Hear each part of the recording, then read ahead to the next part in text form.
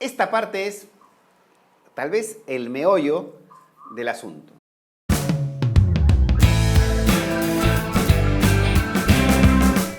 El resultado de las interacciones que hemos visto entre la base del cráneo y cómo maxila y mandíbula interactúan sobre ella, finalmente se expresa físicamente en el plano oclusal.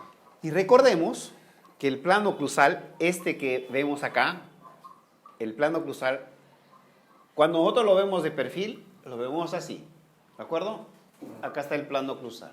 Pero si lo vemos así, acá está el plano oclusal, ¿verdad? Entonces tienes ahí expresiones del plano oclusal. Entonces, si unimos esos dos, tenemos este plano oclusal, ¿no? Y si lo vemos así, acá está también el plano oclusal. Plano oclusal, plano oclusal.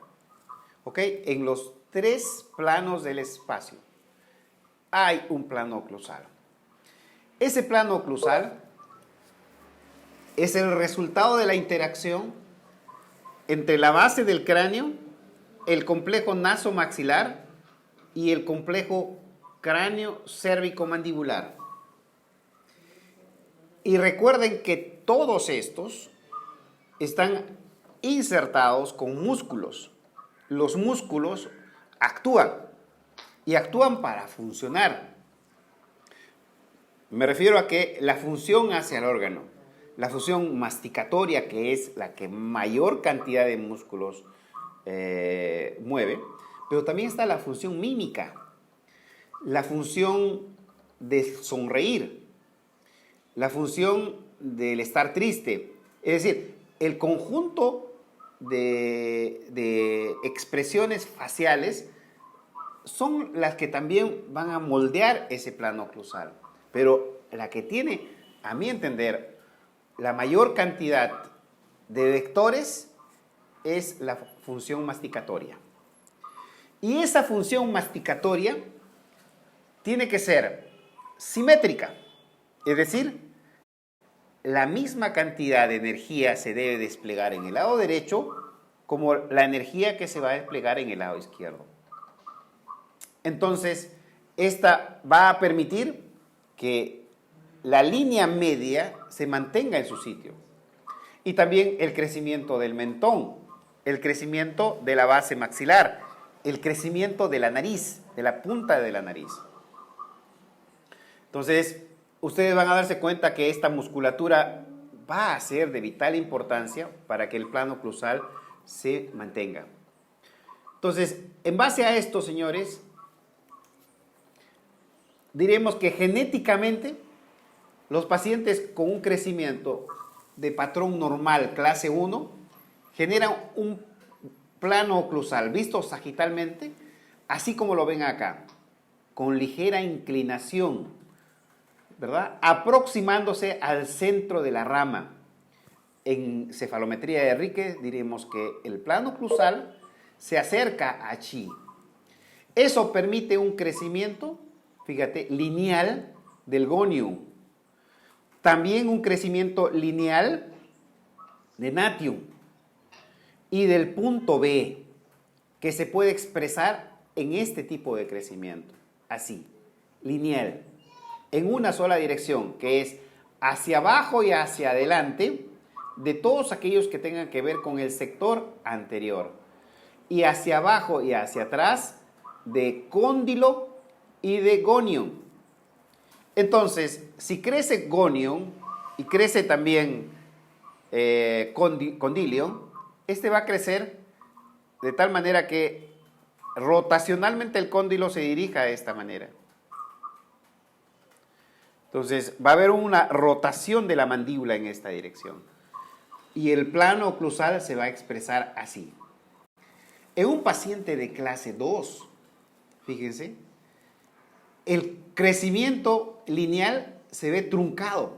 Miren, acá creció un poquito y luego se trunca. Igual acá. El crecimiento se va dando y luego se trunca. ¿Ya? ¿Y eso por qué? Porque no hay crecimiento del sector posterior. Y el plano oclusal es mucho más empinado. Y la mandíbula frena su crecimiento y se retroposiciona. Al no crecer cóndilo, no crece rama y tampoco crece sínfisis, ¿no? O sea, no crece cuerpo. Miren cómo acá se frena el crecimiento. Este crecimiento que ha tenido es producto del crecimiento primario de cada una de las estructuras. Pero ese crecimiento secundario, producto de la interacción de todos estos elementos, se ve truncado. Por el contrario, el paciente de clase 3, ese crecimiento se ve incentivado. Miren cómo el punto B crece linealmente hacia abajo y hacia adelante, tanto como el punto mentoniano crece hacia abajo y hacia adelante. Y bastante, ¿eh? Y ustedes pueden observar acá cómo el plano oclusal se aplana. Se aplana. Quien se ve inhibido en su crecimiento es el crecimiento del punto A, ¿verdad? En cambio, el otro se empieza a desplegar. Y esto va a dar un patrón de crecimiento de clase 3, en el otro caso de clase 2 y acá de clase 1. Miren el comportamiento. Entonces, el plano oclusal es el resultado de la interacción de crecimiento y desarrollo de todas las estructuras que acabo de diseñar.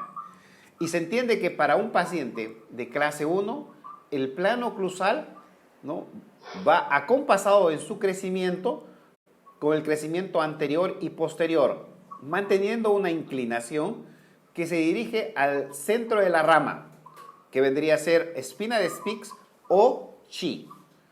En cambio, los pacientes de clase 2 mantienen un crecimiento empinado del plano oclusal, poco crecimiento posterior y más crecimiento vertical del sector anterior. En los pacientes de clase 3, el crecimiento posterior es mayor que el crecimiento anterior. Por esa razón, se aplana y hace que mandíbula o crezca en un crecimiento rotacional hacia adelante, ¿no? ¿Esto tiene algún tipo de interpretación para el tratamiento? Sí. Si quieres mantener a una mandíbula retroposicionada y no crezca, empina el plano oclusal. Esto como una regla general, no como una ley, porque toda ley tiene sus excepciones. Y vamos a ver que dentro de lo general, dentro de un 65%, dentro de una campana de Gauss, podríamos decir que un plano oclusal empinado va a retener la mandíbula hacia atrás. Mientras que un plano oclusal aplanado promueve un crecimiento rotacional de la mandíbula hacia adelante, ¿no? O sea, mayor crecimiento también condilar. Entonces, el descenso exagerado del plano oclusal en el sector posterior da un patrón de crecimiento de clase 3, ¿no? De clase 3. Entonces, vean lo que ocurre con un paciente de clase 1. El crecimiento es proporcional en todas las líneas. Miren acá, punto A y punto B crecen proporcionalmente. El sector posterior, miren, el sector posterior crece proporcionalmente a lo que crece el sector anterior.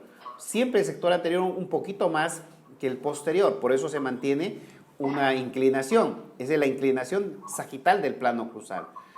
Y el crecimiento del punto B con respecto a mentoniano también, ¿no? En cambio, un paciente de clase 3, observen ustedes la cantidad de crecimiento que tiene el punto B con respecto al punto A. El mentoniano con respecto al punto A, o sea, todo el sector anteroinferior de la mandíbula rota hacia adelante. La falta de descenso del plano oclusal posterior origina un patrón de crecimiento de clase 2. Si normalmente, fíjense acá, un paciente debería descender el sector posterior más que el anterior, la falta de descenso inhibe el crecimiento de mandíbula, ¿no? Lo cual hace que se retroposicione, tal como pueden ver en esta imagen. Y este artículo, que fue publicado en el Bull del Kanagawa Dental College en el año 2002, en la que se evalúa la inclinación del plano oclusal posterior y dice que produce una rotación de la mandíbula en sentido posterior. Y un plano oclusión recto induce una adaptación anterior. Si no me equivoco, este trabajo también fue reproducido por una doctora llamada Midori. Ella es colombiana, ¿no? Y acá está otro tipo de artículo también publicado en el Bull y habla sobre la altura vertical posterior. Dice que es determinante principal de la posición anteroposterior de la mandíbula. Claro, la altura vertical posterior.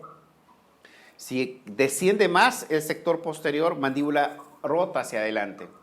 Y esa rotación puede traer como resultado o una mordida abierta o una mordida profunda en clase 3.